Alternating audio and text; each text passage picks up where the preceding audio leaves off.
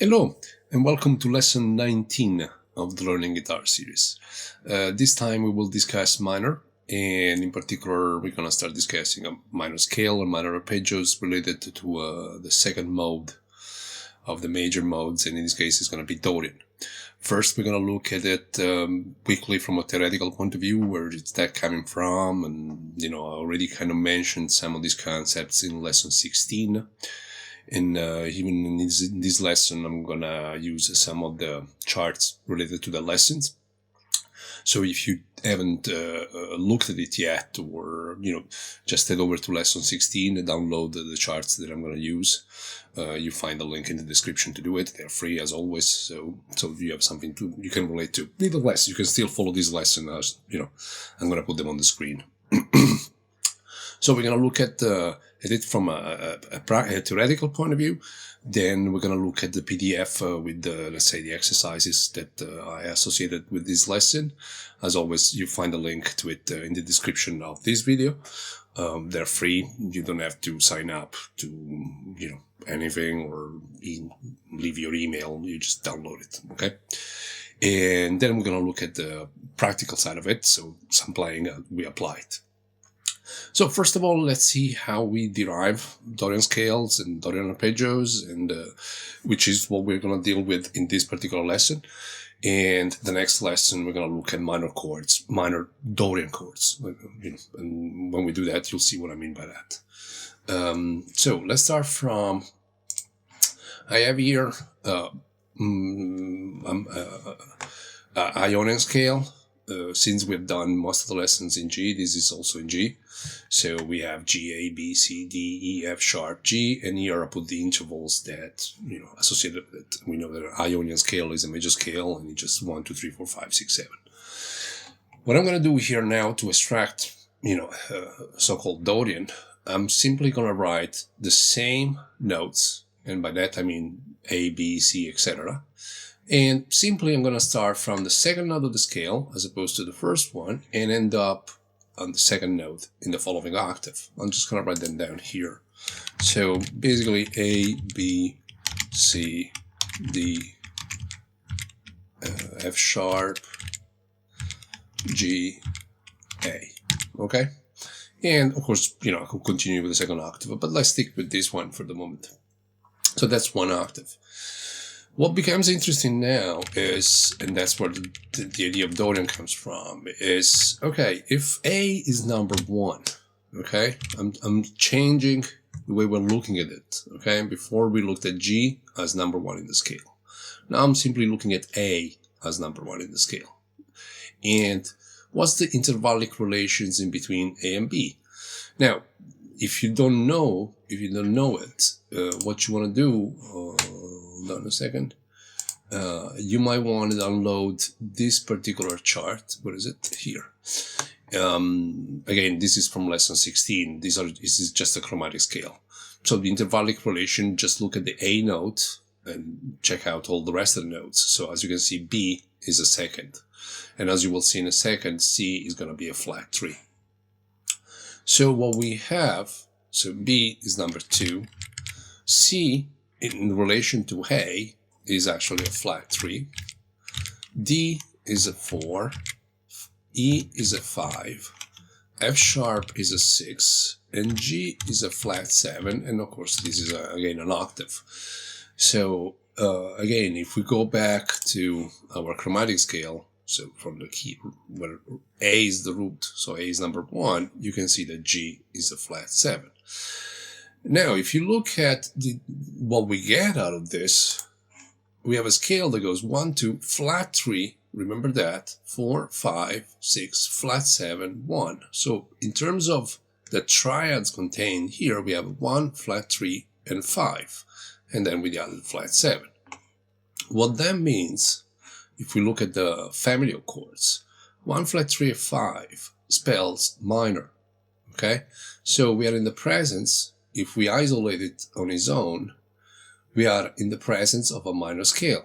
This, as it is, this sequence 1, 2, flat 3, 4, 5, 6, flat 7, 1. It's a minor scale. And in fact, again, I'm relating again to our lesson 16. When we did lesson 16, we ended up with a chord number 2 that was minor, okay? And we called it Dorian.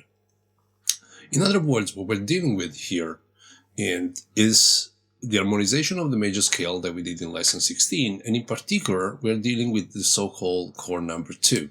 And in that case, you might want to relate it to these other charts that you can download from lesson 16. In this case, we're looking at it from the point of view of G, so G major, A minor. So if you look at G here in the scale, as you can see, A, in terms of chords, chord number 2 is minor. So far, so good. From the theoretical point of view, it's not too difficult to understand this concept here. I'm just extrapolating from Ionian. I'm simply starting from the second note. Let me make this in a color so we differentiate it. Okay. Now, if I harmonize this, so again, if I get, this is the horizontal structure. If I want to get the vertical structure, I'm going to use the same technique that we used again during lesson 16 to harmonize chords, to harmonize scales, and get the relative arpeggio that relates to it. In other words, I'm going to play a note, skip a note, play the following note. I'm going to write them vertically here so you see what I mean. So from A, I'm going to write C. From C, I'm going to write E. From E, I'm going to write G.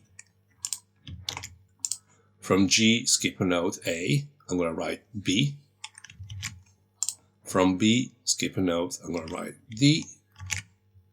From D, skip a note, I'm going to write F sharp. And after that, from F sharp, I'm back to A. Again, if I look at the intervals that I'm created, obviously they're the same intervals because it's the same note, obviously. But they're going to spell like an arpeggio. Instead of spelling like an horizontal structure, they're going to spell as a vertical structure. So I have, this is 1, obviously. C, we know is flat 3. E is the 5th.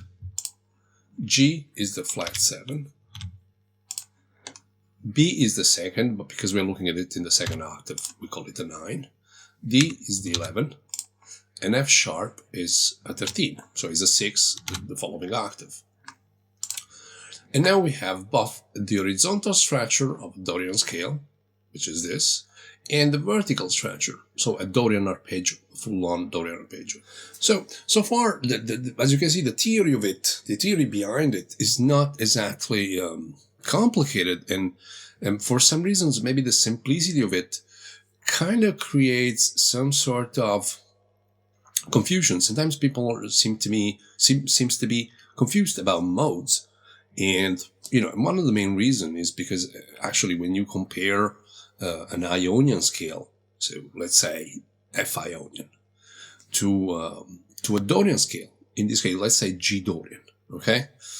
The actual notes you're playing are exactly the same. And when I say notes, I mean if the F Ionian scale is F, G, A, B flat, C, D, E, and F, obviously, and then you study G Dorian, and you find out that the notes are still F, G, A, C, B flat, D, E, and F, with the only difference that instead of starting on an F note, you're starting on a G note.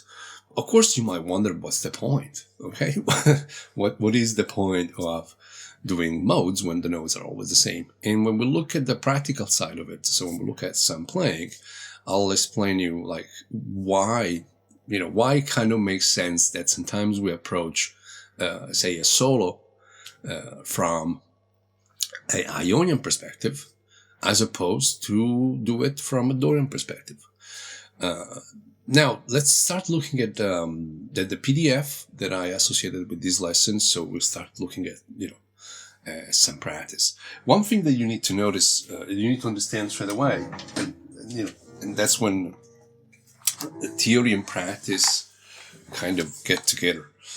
Let's say, we know now Dorian is a sequence in terms of intervals that goes 1, 2, flat 3, 4, 5, 6, flat 7. That's something that you really want to remember, okay? So, and the reason I'm saying it to you in numbers is because, of course, the guitar is a transposing instrument. So that particular sequence of intervals doesn't matter the key, okay? Whatever key, 1, 2, flat 3, 4, 5, 6, flat 7, octave, spells a Dorian scale. So like a minor scale. So if I use, say, G as a reference, okay? So let me put this on so it gets a little bit higher. So if I use G as number 1, okay? Since we've done, the first lesson of this series was, E, shape of E, and we looked at most of the exercises that are in G. So we're going to do the same this time. In this case, we're going to look at shape of E minor instead of E major. And so you end up with this very familiar chord, I guess. So in this case, it's G minor. If G is my number 1, then that's my 2. That's my flat 3. If you remember when we did Ionian, this was 3. Now I am having flat 3. 4, 5, 6, flat 7. And then the octave. So I have this particular shape. And if I keep going, okay? And if you look at the fingerings I'm using, that's 1, 3, 4, 1, 3, 1, 3, 1, 2, 4, 1, 2, 4, 1, 3, 4, 1, 3, 4. Okay? But, I mean, I don't know if you spotted it yet, but this shape is a shape that you already studied. You studied it in lesson 4, as literally here, when we studied the shape of D. Okay? And we looked at it from a point of view of F major. So D, E flat, E, F. We're just transposing it. And in fact, this is F major. And the Ionian scale that went with it was...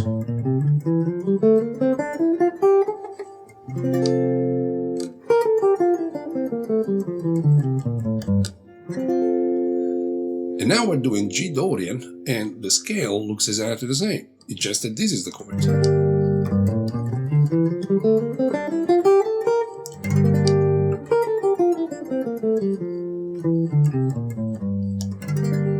Why is this the finger shape that you're practicing exactly the same?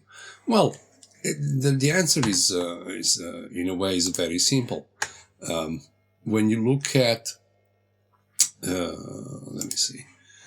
When you look at, say, the key of F, if F is chord number 1, so F is Ionian, G minor, it's the Dorian. So it's exactly the same note. Because it's the same note, it's always going to be the same shapes. This has got a fantastic advantage when it comes to practicing. Because we studied in lesson 4 this particular scale shape, okay? And we've done intervallic exercises, we've done triadic exercises, extended triads, groups, so intervals of seconds, thirds. So those exercises that you can just keep doing them. I'm not going to add more exercises on this particular scale shape because you're already doing them. What's changing is your reference, is the chord behind it. So it might be F major, Ionian, or it might be G Dorian. They belong to the same harmonized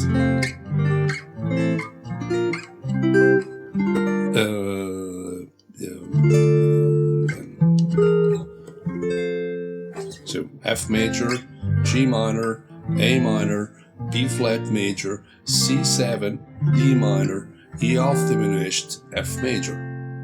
So in this case we're studying chord number 2, so Dorian, G Dorian. And the scale looks exactly like the scale we studied the shape of D. Okay? So all those intervals exercises you've done, I don't know, like thirds or fourths or fifths, etc., triads, etc. You just keep doing them. Just keep doing that practice. And, what changes here is just a point of view, the intervals that you're using, the numbers of them, okay? And this is, I can show it to you in a simple image. Okay, what I'm doing now basically is, as you can see, the scale looks exactly the same in terms of finger pattern. What's changing is the number. So when I played F Ionian, so here is your shape of D. This is where your root note, and because that's where your root note, this is how the intervals, the rest of the intervals spells. 1, 2, 3, 4, 5, 6, 7. The same scale approached from a Dorian perspective. So where this is number 1, here it was number 2, now it's number 1. The same notes spell these kind of intervals. Okay? And as I said, I think the confusion about modes really arises from this perspective, from the fact that you're actually playing the same thing. Okay? So it's normal to, to get a little bit confused at first, because you might ask yourself, okay, what's the point? Well, the point is that in the case of Dorian, I'm not playing over F major. I mean, probably the chord behind, whoever is doing the comping is playing G minor. And because he's playing G minor, the arpeggios that now go with this are different than the arpeggios that we studied when we did Ionian. So for F, so if I was playing this, the arpeggio connected to this, the motor, the cage system arpeggio would be this, right? But now I'm playing G minor, and the arpeggio connected to this is this. And as we will see later on when we're playing, this becomes your guide tone, because I'm not playing major, I'm playing minor. So this is F major. Makes no sense if this is the chord. This makes sense, okay? And as you can see from an ear training point of view, if I have this chord behind and I play this scale, it feels minor, right? While if I do this,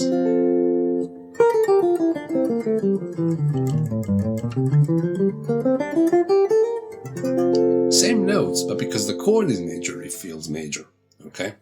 So it's important that, and we'll see it in a second in the exercises, we learn the intervallic relations in between the notes according to, what chord we're playing. So our scales of our arpeggio to what chords they relate to. So if I wanted to compare, for example, what we did in lesson 1, major Ionian in the shape of G, and now in this case Dorian in the shape of G. So for Ionian, I would have this as a scale. This is lesson 1 literally, right? And this is what we call G Ionian. Now this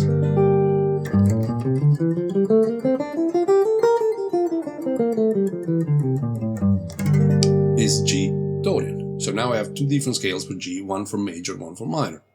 In terms of intervals, we know that this was the arpeggio.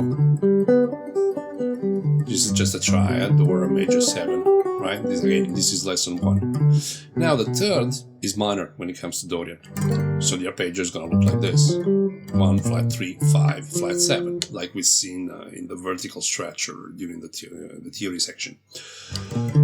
So 1, flat 3, 5, flat 7. And if I continue in the arpeggio, I'm going to have 9, 11, and 13. So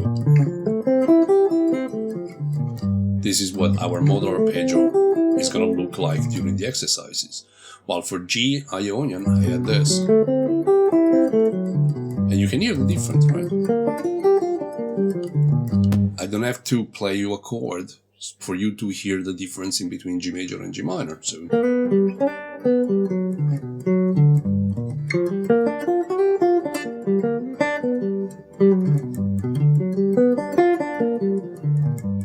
and the reason is because, by using vertical structure and arpeggios, I can seriously highlight the chord. Okay. I hope that the theoretical side so far is not confusing. As I said, it can be at first, but when we look at why during a solo we would think Dorian as opposed to think Ionian, is going to become even more obvious. For the moment, what you want to retain in terms of understanding Dorian is, first of all, the intervals. Where is it? Here, hold on.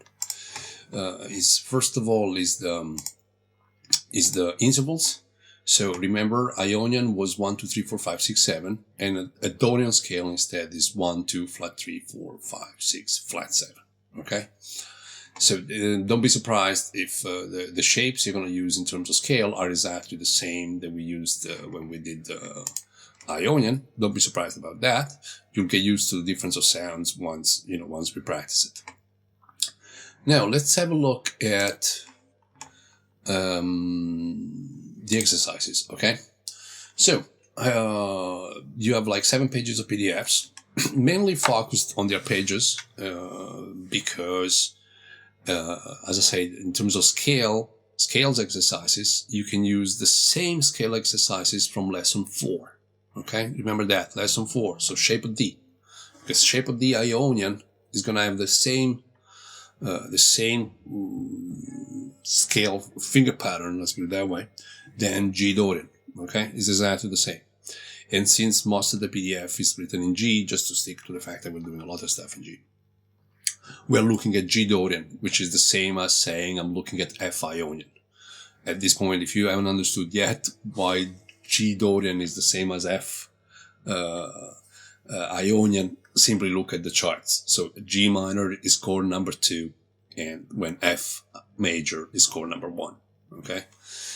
Let's have a look at the PDF. So as you can see, major modes, Dorian, shape of E. So we're looking at this particular shape, E minor. We looked at E major, lesson 1. Now we're looking at E minor. It just makes sense to kind of combine them.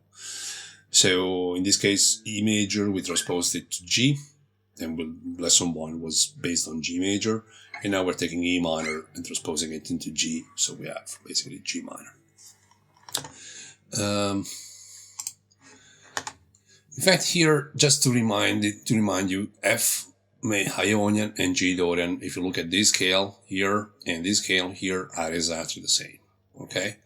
Which means all the study you've done in lesson 4 in terms of interval, triads, extended triads, and groupings are still valid, and we're not going to add to them. So what that means is, like, now that you study Dorian, still keep practicing all those exercises that are in lesson 4. Okay? Shape D major. In this case, intervallic studies, triads, all of those stuff. Just keep doing it. And this is great because we don't have to practice more stuff. We just have to understand Dorian, and we have to study the arpeggios that go with it, because they are going to be different. But in terms of intervallic studies, third, fourths, triads, all the stuff you've done, like, I think lesson 4 was 20 pages of PDF or something along those lines. It was a lot of stuff. Just keep doing that. We don't have, we're not going to end up with the millions of exercises. Just keep doing those ones, okay? And the main difference compared to Ionian are the arpeggios generated within the scale, which in this case will be minor arpeggios. So in this case, you have the triad. So this is your reference scale, okay? Here is your triad, minor 7, minor 6, minor 9, minor 9, minor 6, 9, minor 11, and minor 13, and then the modular arpeggio. In case you're wondering why those ones, why minor 6, 9, minor 11, that's the reason why. It's right here, okay? So the vertical structure, which is our arpeggios, so this is our scale, this is our arpeggios. 1 flat 3, in this case it's in, I'll write it in, actually let's keep it in A. I could write it in G, but it doesn't matter, this is in any key. So I have 1 flat 3, that's my triad, 1 flat 3, 5, flat 7, then we did add the 9, so 1 flat 3, 5, add 9, we're skipping the flat 7, minor 9, 1 flat 3, 5, flat 7, 9, minor 11, so all the way on arpeggio that goes all the way to the 11, and then on arpeggio that goes all the way to the 13. That's why I'm using those notes as embellishment in the PDF. Let's go back to it. And in this case, compared to the past, I gave you a couple of alternative versions, the way you can play all the same arpeggios, and I'm going to show it to you on the guitar in a second, and what I mean by that. So, basically what you got, you have a minor triad, minor 7, minor 9, add that 9, so 1, flat 3, 5, 9, 11, 13, and all the way to the other octave. Now, if you studied the major arpeggios, obviously notes like the 6th, the 9, which you already encountered, they're still in the same place. That's also the beauty of using a transposing instrument. So if this was, in the case of major, and this was our 1, 3, 5, major 7, 9, now they were studying minor, the 9 is still there. He hasn't moved. All we're changing, or like the 13 is still here, 11 is still here. All is changed in between Ionian and Dorian now is that in Dorian, now I'm playing the flat 3 instead of a major 3, right? So now we're learning another interval. And a flat 7 instead of a major 7. Okay? The rest is exactly what it was before. Okay, and that already helps. As I said, it really helps your photographic memory and to figure out where intervals are given a root note.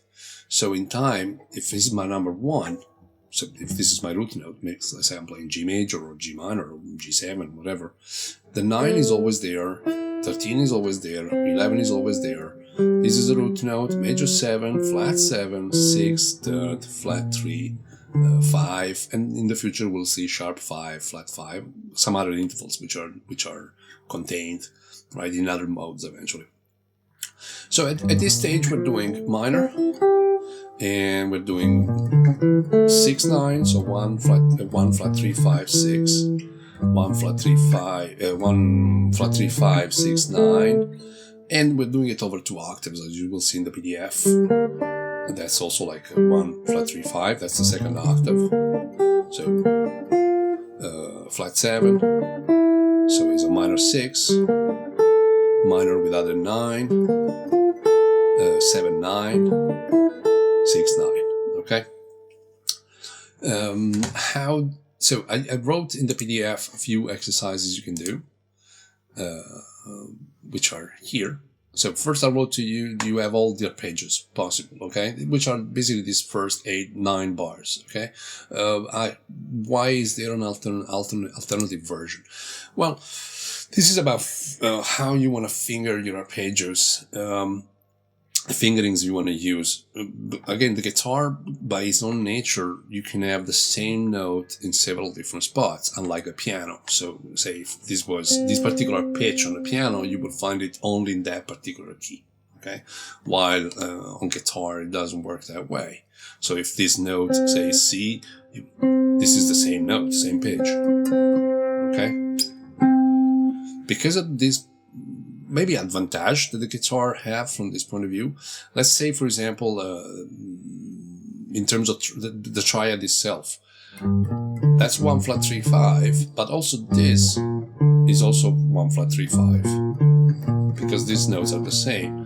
So, if you're looking into the 3 note per string kind of approach, you might find this more comfortable than this. When it comes, for example, to a minor 6 arpeggio, minor 6 would be this, okay, and this is a 6. Some of you might find it easier this way, because this is the same note, okay?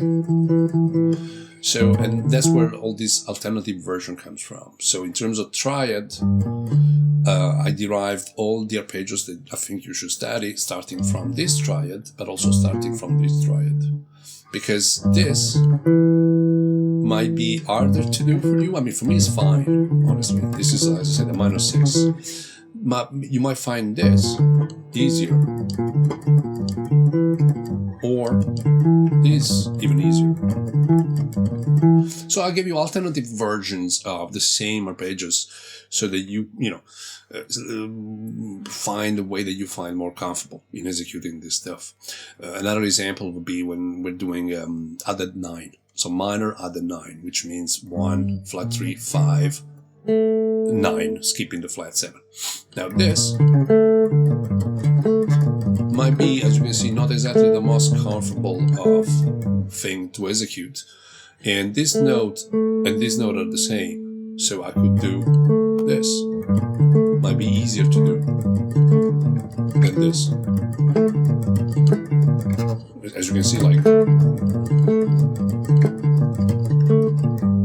and if I use this as a triad, now I have this, which is also kind of somehow more comfortable than this. But I'm not, I'm just putting forward the idea that you can execute the same arpeggios in different ways because the guitar allows you that. And so basically use your, what you find more comfortable, how do you say, look into this stuff, be aware of this possibility, okay? So that you find what you find more comfortable for you in terms of executing these arpeggios. So in the PDF, I basically wrote the first octave is basically within the cage, and then you have these alternative versions where I'm using the same different type of finger patterns, but still to achieve the same G minor 7. It's the same notes. Literally, you're gonna get the same sound out of it, and you have two versions of it because of the way the 6th and the 9 can be performed. As you scroll down, of course, you have the molar arpeggio, which is all the way from 1 all the way to the 13th. Here is the second octaves of arpeggios. In the second octave, you'll only be able to execute minor, minor 7, minor 6, added 9, minor 9, and 6, 9. And this is combined, so the 2 octaves arpeggios, okay? In other words, what you're doing, this is your first octave, same minor 7. This is your second octave. And then you're practicing them combined.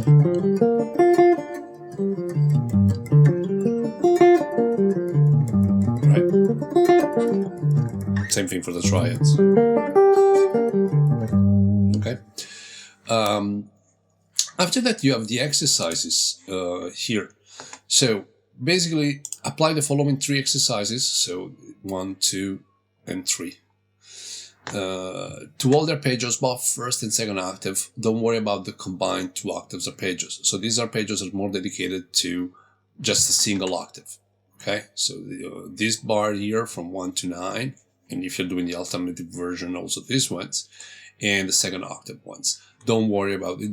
You don't need to apply this methodology to this. You could, it's not that you don't have to, but you can avoid it. Now, one word of advice about these 3 exercises. So the way they're written, so let's say I decided I want to practice minor 7. So this is my shape, okay? Minor 7 arpeggio. The way they're written is straight chromatic. So it starts in G minor, A flat, A, B flat, B. It just proceeds that way, of course, to a metronome. So like, you just put a metronome to a speed you're comfortable with, and you just perform this. That would be the idea. But when the shape is new, you might not be able to transpose it straight away in all other keys. Okay. And by the way, don't forget, look at the guitar, because tell yourself what key you're playing, because you're practicing not only the muscle memory but also the photographic memory. So after a while, if you think B minor, you're gonna go like that straight away. Or if you think, I don't know, D.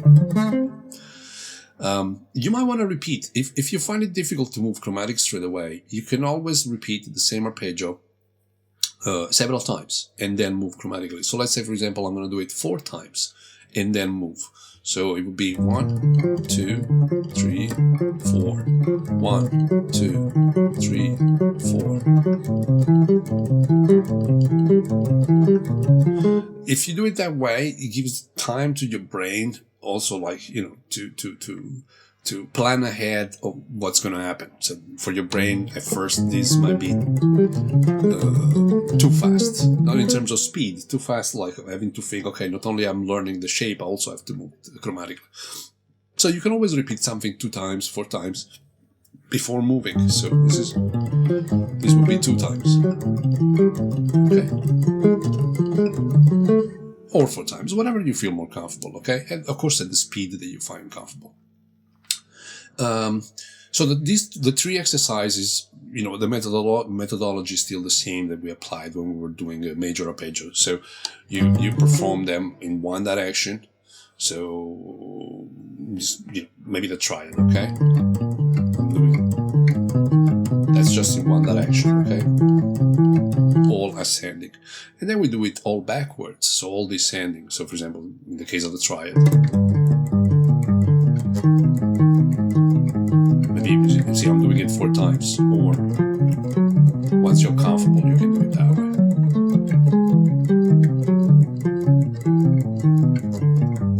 Okay, same thing. You know, maybe if studying all the arpeggios at the same time is too much practice for you, maybe, you know, do a triad today, and then tomorrow you do minor 7. Then after tomorrow you do 9. Okay, so if you're doing minor 9, which is this, so you end up with this. Or if you want to use the alternative fingering, right? And backwards.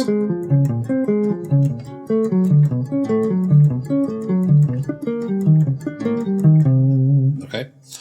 The third exercise combines ascending and descending. So, say if it's minor 7, you end up with, you ascend and then you move chromatically and descend.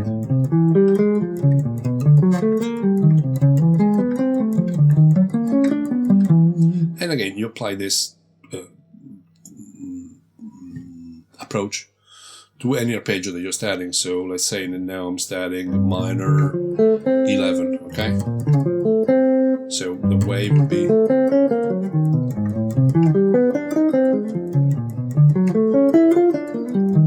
and if you find that moving chromatically straight away is too much, simply stay in the same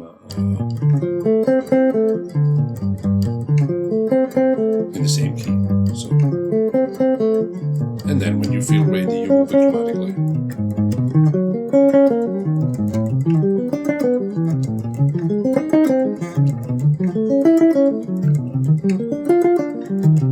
Of course, these exercises apply both to you know, the first octave and the second octave. So say this is minor 7, or just a triad if you want. Then, you know, up chromatically, backwards, and alternating them. Okay.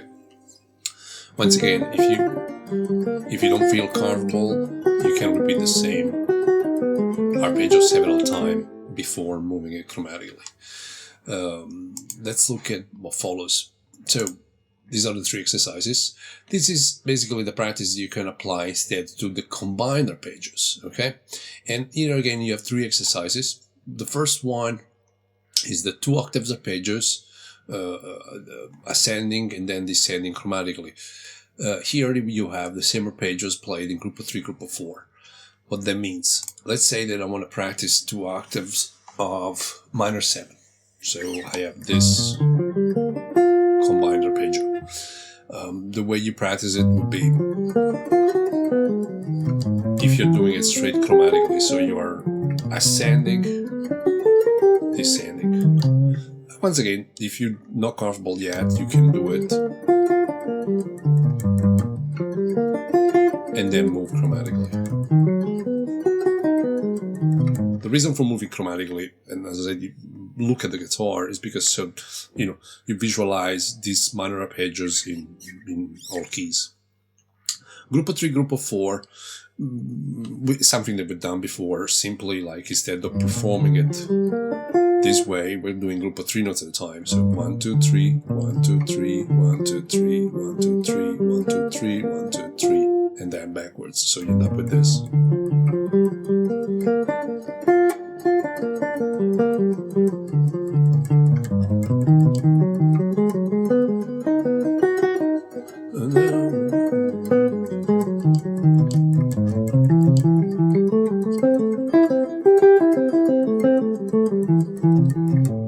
Group of 4, same concept, but this time you're taking 4 notes at a time. 1, 2, 3, 4, 1, 2, 3, 4, 1, 2, 3, 4, 1, 2, 1, 2, 3, 4, 1, 2, 3, 4. So you end up with this.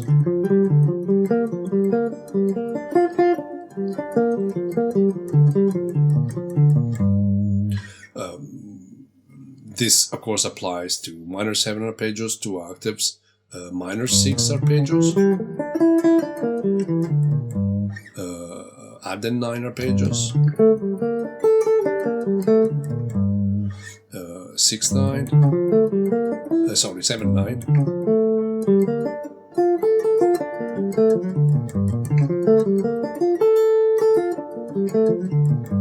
No, 6/9.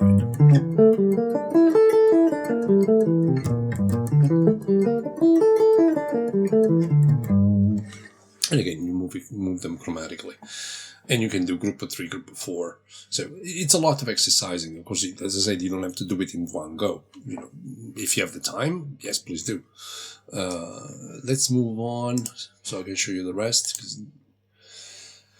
So, this practice, these exercises, you're harmonizing the modal arpeggio. Okay, harmonization, and the harmonization highlights all the chords contained in the Dorian mode.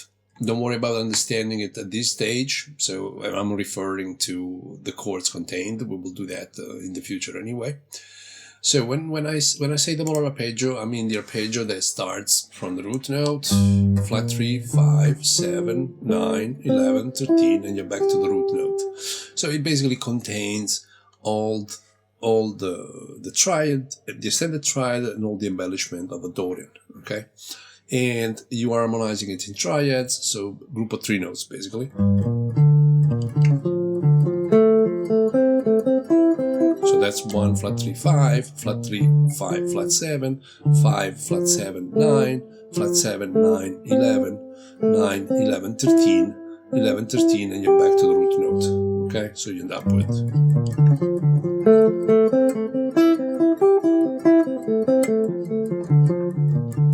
And again, you can move it chromatically. Following that exercise, you have the same thing done with extended triads. And now this is from scale to arpeggios. So this is an exercise very useful that allows you to visualize the scale and the arpeggio at the same time. In this case, it's very useful because, as we said, the scale pattern is the same than when you're doing F major, for example.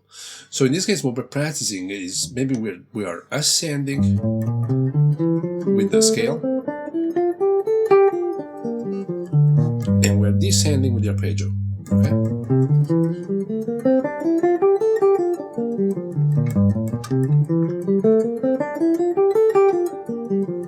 And you can do it. You can do it chromatically, obviously, right?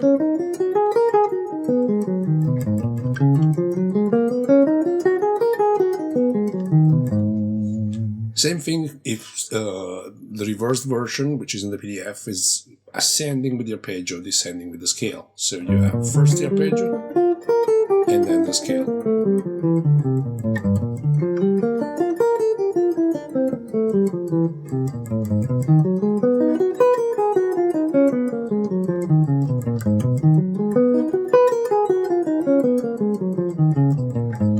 This is very useful because in time, your muscle memory and also your visual memory, you'll see the arpeggio and the scale. Okay.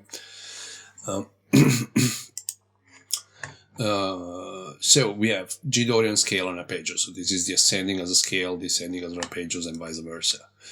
Now, practice from chord 1 to chord 2.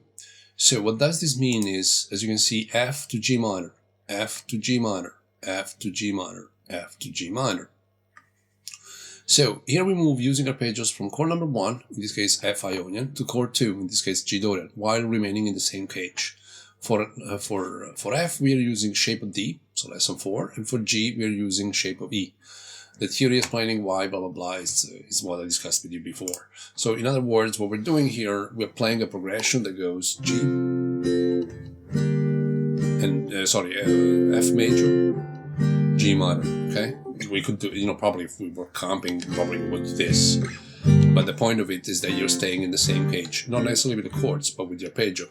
So if you look at it, the first exercise with the triad would be your normal.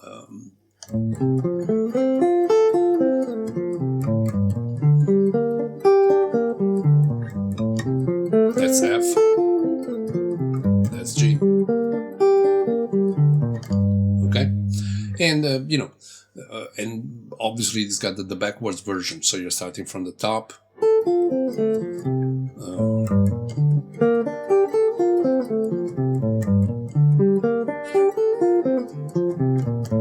It really helps you to visualize the difference in arpeggio. You could do the same using major 7, obviously. So you could do F major 7, minor 7. So G minor 7, right? F major 7, G minor 7. And they're both contained, both these arpeggi are contained in this scale, right?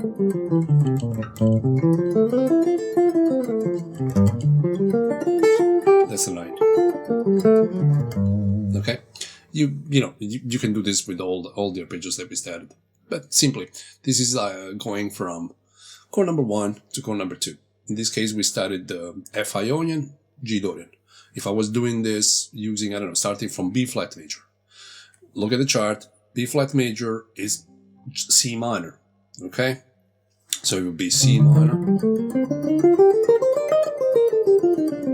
That's the shape. Okay? So this would be B flat major, C minor. And I would have exactly the same thing. Given the transposing nature of the guitar. So basically, like, the PDF tries and tackle different circumstances in which, you might switch from major to minor, but you're in the same key. So if G is Dorian, F is Ionian. And you have some exercises applied to triads here. So 1 bar per chord, 1 bar per chord. Here the change is much faster. So you're ascending with F, you're descending with G, and the backwards version. And here, literally, you're doing it in triads, literally one triad at a time. And a reverse triad. This is very useful. It will be even more useful when we do, probably, sometime from now, we're going to study triad pairs. But basically that's G. That's F, G, F. So F, G, F, G, F, G. This is with triads, right? F, G.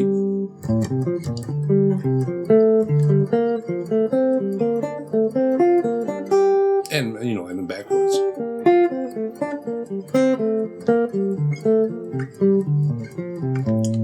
Okay, and that's basically F, G, F, G, F, G, F, G.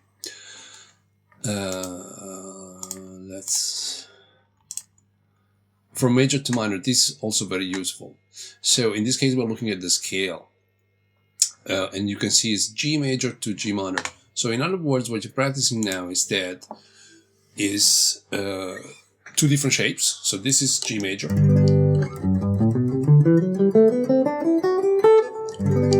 To minor, so to G minor. And in this case, minor Dorian. Major, so G major, minor, major, minor, major, or you can do it backwards, minor, major, minor, major.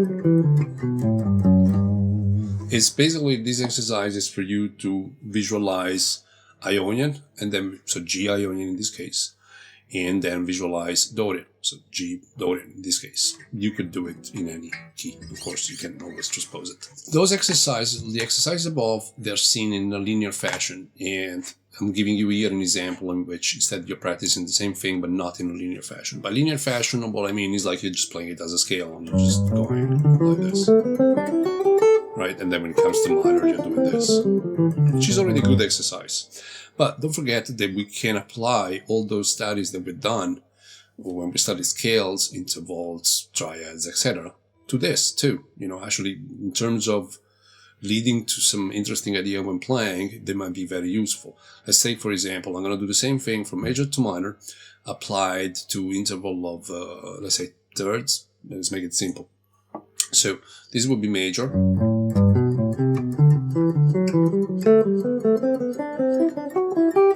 And then you switch to minor.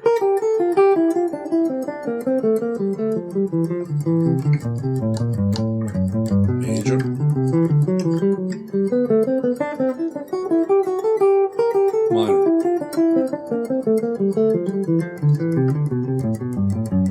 and I don't know, fourths,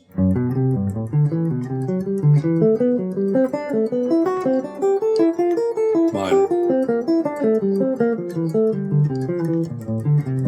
and you can apply this to intervals. You can apply it to the triads.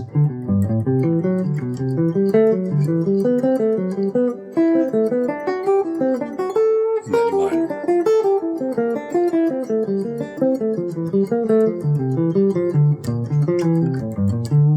Okay, more exercises. The following exercise not only move from major to minor, so reinforcing your arpeggio studies, but also will help you in framing and visualizing the differences and commonalities among them. In this case, instead of working on the scale like we did here, we are doing the same type of exercise, but we're using arpeggio. So in other words, say for example, we're going to do major 7, so we're doing extended triads. So we're going to do major 7, minor 7, major 7, minor 7, and then A flat. You can move it chromatically. A flat minor, A major, A minor, A major. I think you see the point. Then you can do the same, say major 6, minor 6. You can take any couple of arpeggios in major and minor, so major 9, minor 9, and move back and forth in between major and minor. Because as I wrote in the PDF, it really helps you visualizing where the intervals are, okay? And the differences in between major and minor. The last 3 exercises in the PDF, so A, B, and C, somehow are actually much easier than most of the exercises you performed before. And they are some sort of recap exercises. I put them last because these are very good exercises to do once you're very familiar with all the arpeggios. So first, you might want to study all the 1-octave arpeggios, 2-octave arpeggios, and the combined versions. And once you're very familiar with that, this kind of exercise can reduce the amount of time you spend practicing, okay? Practicing the arpeggio, warming up maybe or something. The way they operate is actually kind of simple. Let's say that I want to study all the arpeggios for G minor, okay? Minor, minor 6, minor 7, blah, blah, blah. And of course, you can do them. At first, you should do them as I suggested. Like one way, backwards, and then combined, okay? So far, so good. And you do all of them. And that takes quite a long time to go through all of them, obviously. This exercise instead, it does this. So let's say that I'm starting from just the triad, okay? Then I'm adding the 7. So now it's a minor 7. Then I go 6. Maybe 6, 9. 7, 9. 11. 13. And I basically practice all of them in one go, okay? Same thing, so this would be exercise A. So exercise B does the same, but on the second octave. So you start from the triad. I'm adding the flat 7, 6, 7, 9, 6, 9. Right? Exercise C, and how long you want to stay on one, it's really up to you, okay? Then at some point you just keep adding.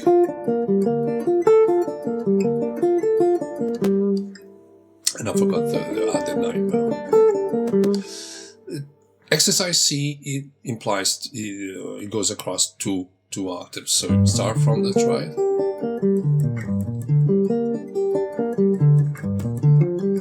Minor 7.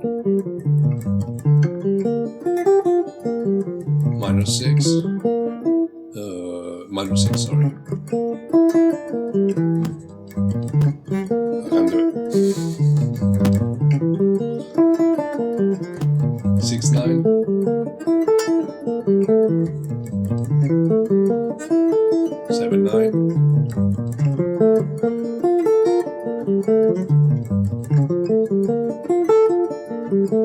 Other 9.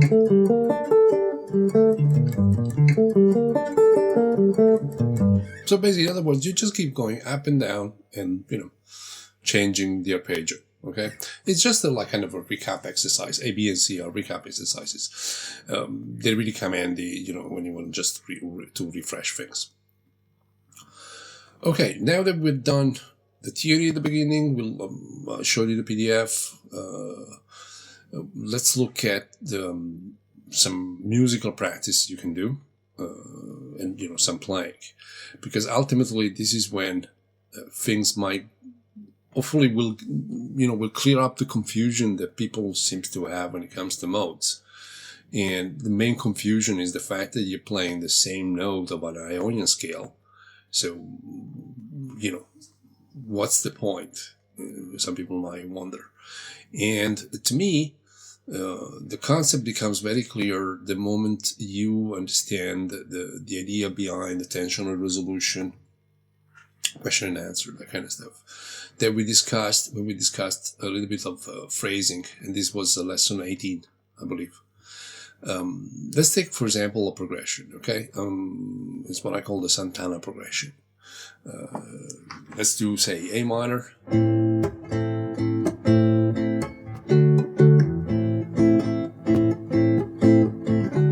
I'm sure you know where this progression is coming from, right? So this case is like A minor, A minor, D, okay? Now, if I look at my chart, let's do it kind of quickly. This chart here, okay?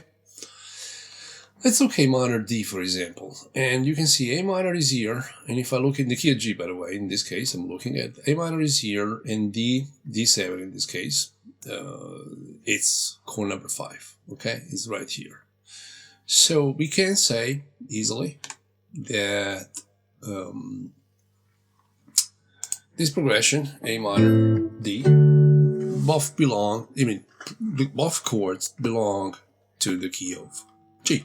Okay, so this scale, so this will be the chord, this scale.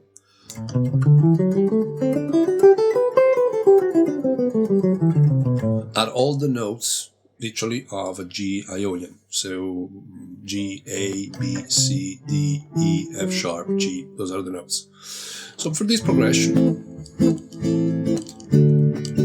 and I wanted to solo using scale, I could use G Ionian. Okay. And, we know that we have 5 shapes of that, right?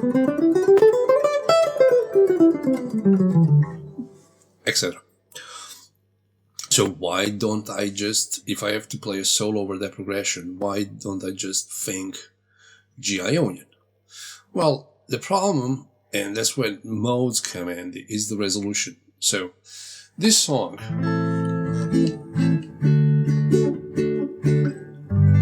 is not resolving there. Okay, there is a tension that wants to resolve somewhere, and it resolves here. It resolves on A minor. Okay, although the notes, the old notes of G Ionian, it doesn't feel like resolving here.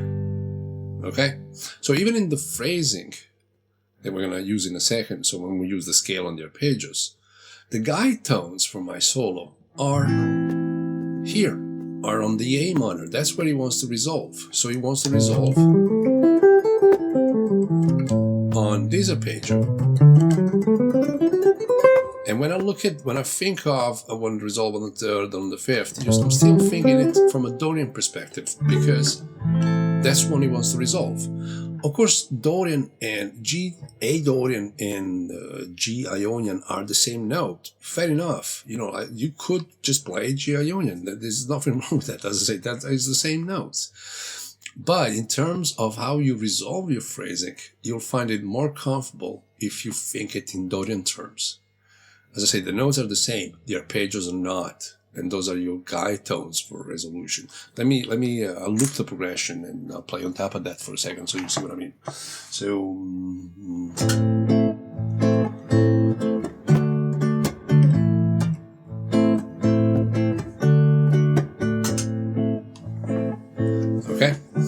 So that's A minor D, okay? And this is my G Ionian arpeggio. You see, it doesn't resolve there, but it resolves here.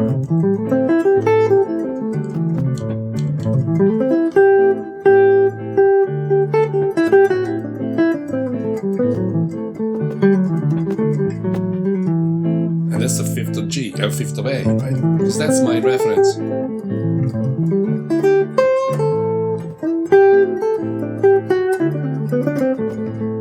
That's my A note.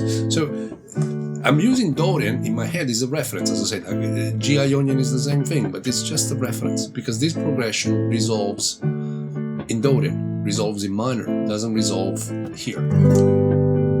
It resolves here. See? Tension, resolution.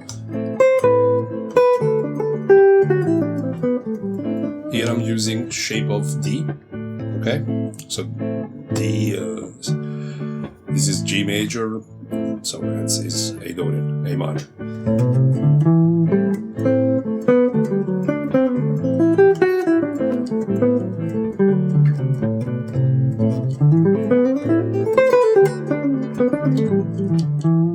So as you can see, it's like the way you might want to see modes at this stage is how the chord progression you're dealing with, where is it resolving, okay? If it's resolving in minor, like in this case, a Dorian approach to it is, as I said, is a point of view. It's not, I'm not using different notes compared to if I was using a G Ionian. But more likely, I'll land my phrasing on guide tones or chord tones of that minor. I will not even think major for a second. As we will see in the future, modes, they have way more utility than just this.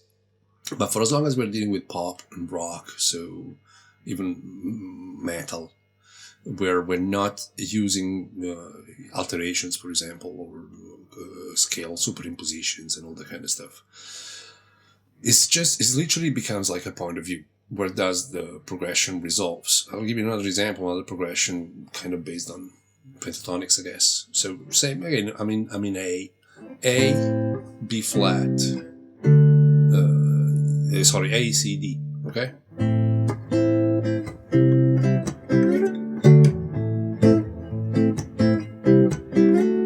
Again, if I go and look at my chart, if A is Dorian, as you can see, C is major, D is 7, although right now I'm playing just with triads, so it's just D.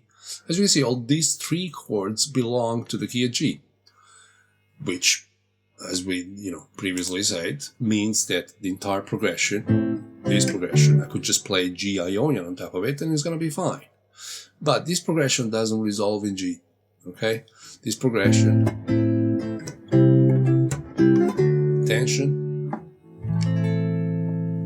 Okay, think of the resolution, if you're not yet understanding that idea of tension resolution, as, okay, what's the last chord of the song? Where does the song resolve? So if this was my song,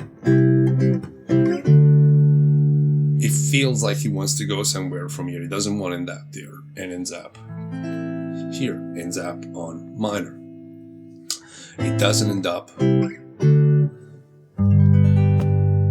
Okay? In that sense, this progression feels Dorian. Okay? So again, if I loop it.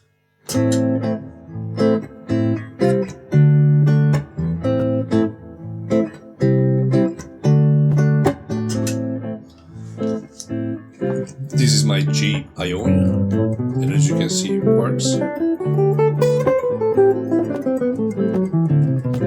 This is all G Ionian, okay? And the only reason it's sounding good right now is because I'm never stopping. If I never stop playing and I just keep going, no matter what I play, it's gonna sound alright with a backing track, okay? Okay? But if I start phrasing and I need to stop,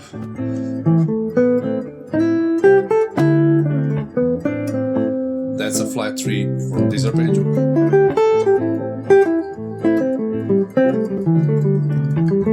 I'm just using the arpeggio now.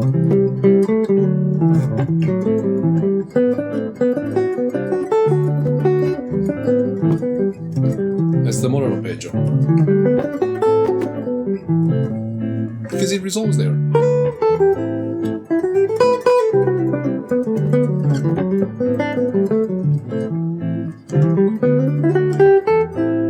That's a fifth. So my guide tones, all the notes where I'm resolving are notes of the minor arpeggio.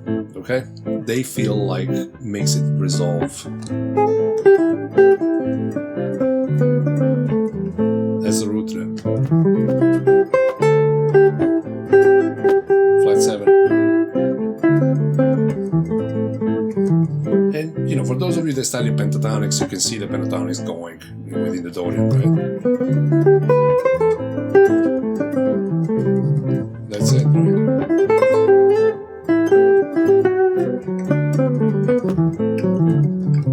So you see, it's not going here, right? It's not going... That's G major. It's got a nice sound if I'm superimposing it in there, but still wants to resolve.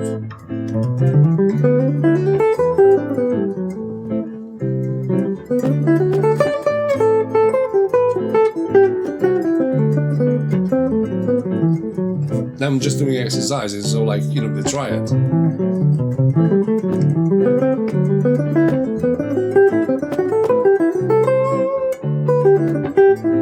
Still, resolution, in this case is a fifth. So, and I think, like, you know, if you understand this, this is the only part where, although the concept of modes is actually very simple, as I say, the notes are the same. Of course, now that you were doing Dorian, the arpeggios is different. Okay, you had major arpeggios when it comes to Ionian, and now you have minor arpeggios when it comes to Dorian, and that's why in the PDF you have all these exercises from major to minor, or seeing the two different chords within the same scale.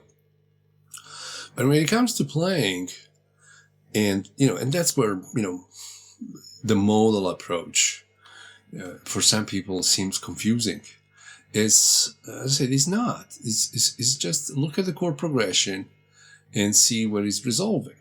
Okay. In this case, for the next lesson, I'm going to prepare, you know, a couple of backing tracks, maybe one backing track, maybe with this kind of progression. So like a chord progression, an entire chord progression that resolves into chord number 2. So instead of resolving into chord number 1, so into Ionian, the progression itself resolves into chord number 2.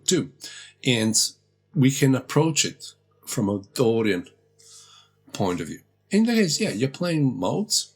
You know, if it's even a thing.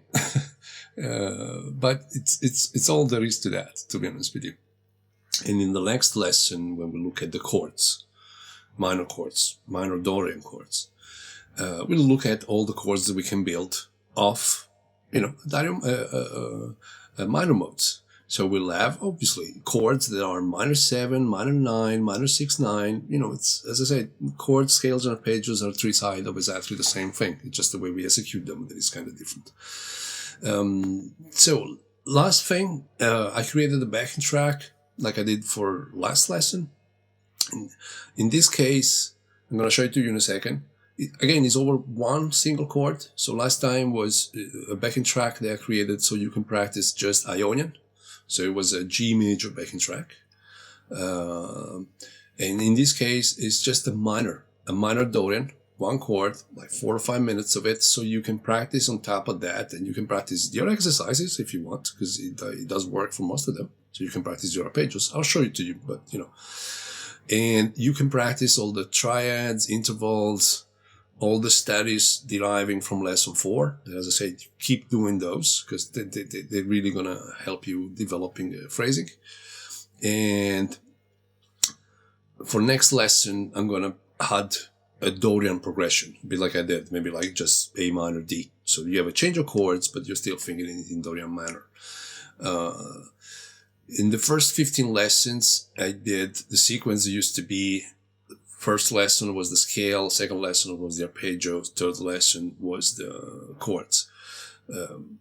For the rest of the modes, actually, instead the lessons are going to be 2 per, let's say, cage. because as you notice, the scale pattern stays the same. So whatever exercise you were doing previously, just keep doing those. Okay, so in a way, the main focus, not the main focus, the most amount of work you're left to do is more arpeggio related. Okay, because there is, the scale is the same. You just a point of view. I just keep repeating that, but hopefully, the more I repeat it, the more it stays into your head. Okay, so I'm gonna show you the backing track. Play along with that, and before I do that, thank you very much for subscribing to the channel. For those of you that are already subscribed, if you find this lesson useful, subscribe to the channel if you feel like. If you have any question, feel free to leave a comment in the comment section. Of course, like this project, besides being on YouTube, I have a Patreon page in case you feel like actively contributing to this project and actually supporting this project. When it comes to the backing track, I'll put it in a separate video, so you can just use it to practice along. In the case of YouTube, it's going to be one key, in the key of G. And for the advanced supporters on Patreon, be on the lookout, because there I will upload the same backing track in all 12 keys, so you can, change keys on a daily basis. Of course, if you can support the project on Patreon, is very much appreciated. Of course, if you cannot, for whatever reason, these are difficult times, it's okay. It's not, the spirit of this project of mine is, sharing knowledge, and in particular this difficult time, maybe studying guitar will bring a certain degree of relief. Okay. It's been a pleasure as always. I'm going to show you in a second the backing track and how you can maybe practice on top of that. And I'll see you for lesson 20, which is going to be about chords. Thank you.